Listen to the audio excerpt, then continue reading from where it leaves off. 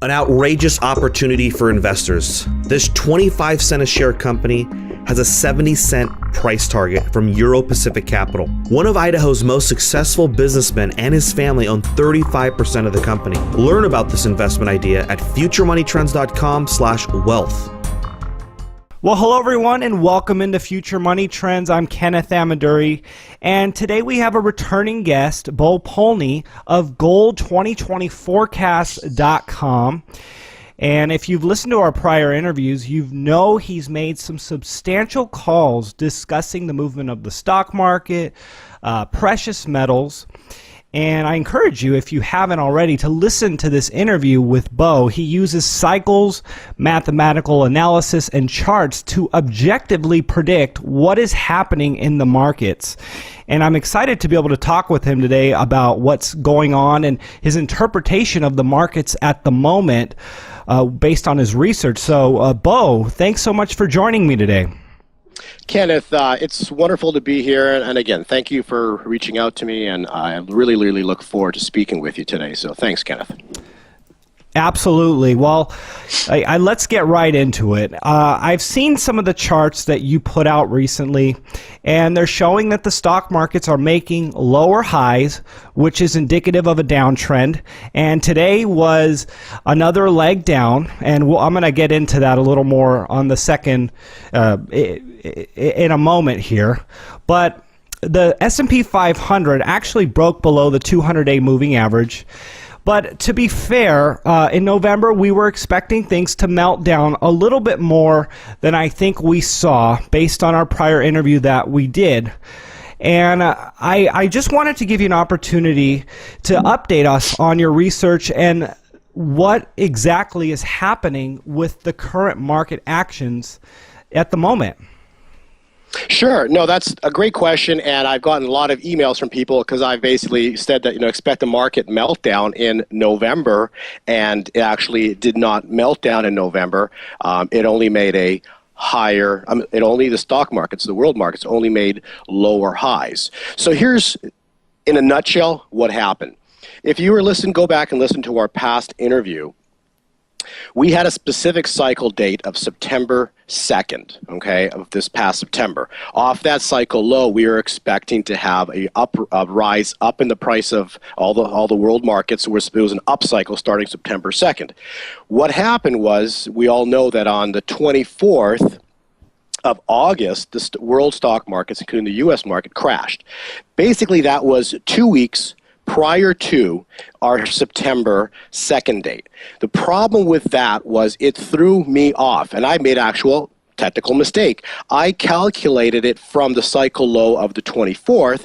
That pushed our turn point into when the day we did our last interview was October 14th. Okay, that was an error by exactly 2 weeks, okay?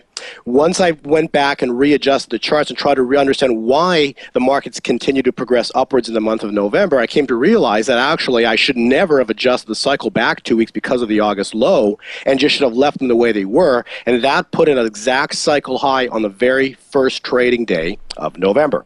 So the U.S. stock markets topped on November 1st, okay? Virtually all the other world markets topped at that time point. If anything, many or virtually all of them actually topped even earlier. A lot of the weaker markets like Australia, Toronto, London, China, Switzerland, and India, all of those markets actually topped out with a lower high a week earlier. Point being is that it was nothing but a 2-week error in calculation. But what did that do? Well, that changed November into December. Why? Because the crash that we were expecting was not supposed to come until the third week of November. The very end of November is when the market was supposed to melt down for an entire week straight. Okay, well, if you move the cycle 2 weeks forward, where do you get to? Right here, right now. And so Kenneth, I sent I know you get our updates, and I sent you an update. All my subscribers got an update. Go ahead. Okay, I'll read it for you. We got this yesterday. We're doing the interview at the close of the market. It's December 3rd. And on December 2nd, you sent out an update, and it says, just the first paragraph. We have been waiting for the markets to begin their next crash cycle. Close analysis of the daily cycles indicate the next leg down is expected to begin tomorrow, December 2nd, 2015, and continue for possibly 7 consecutive days down into Friday, December 11th, 2015. And then it goes on to say, will the markets finally begin to drop? We will know soon enough. But this week, the markets are expected to begin their downturn into the 2016 crash bottom. So this interview will be released sometime over the weekend, and we'll actually be able to see how this plays out. Right, Bo? That's correct.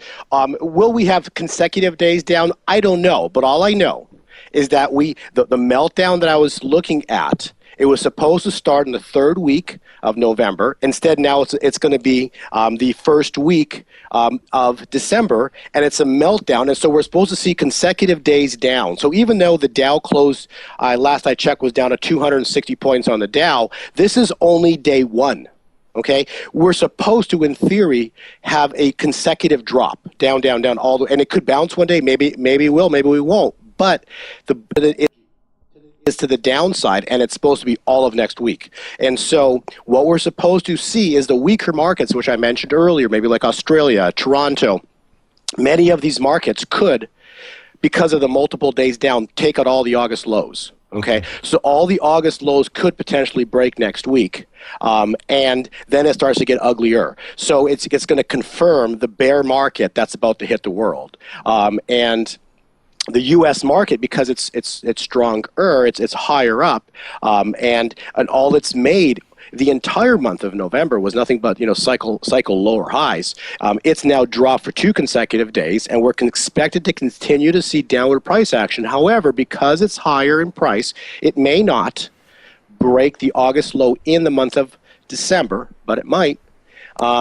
And we continue to believe that break will now come either in December or in the month of January.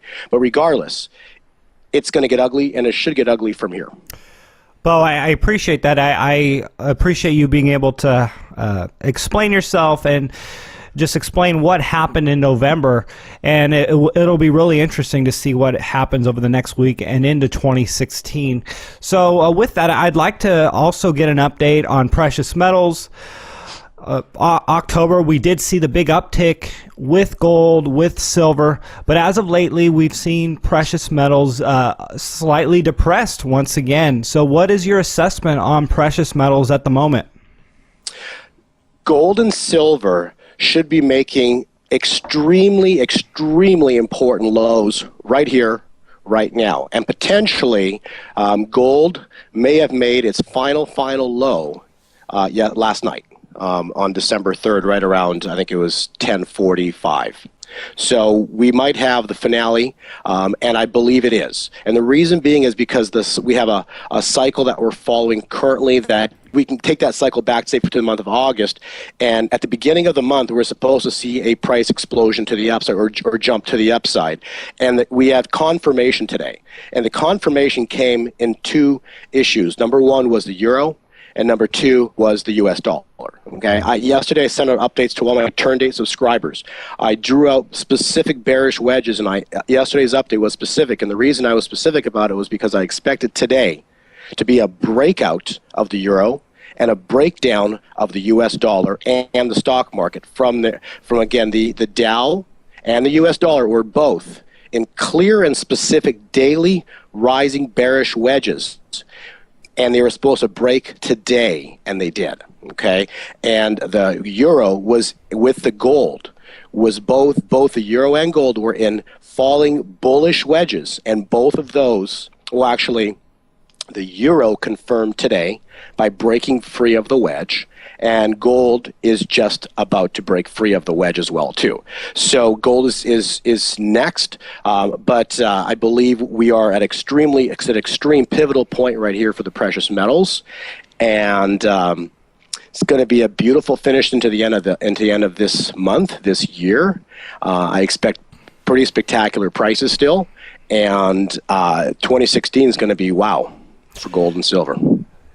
Bo, I wanted to get your thoughts on this. I don't know if we've discussed this. I don't believe we have. But precious metals manipulation, do you at all care or look into the fact that precious metals are manipulated, they're controlled by the governments, and does that play into the research and your expectations for what is going to happen? The manipulation creates the cycle.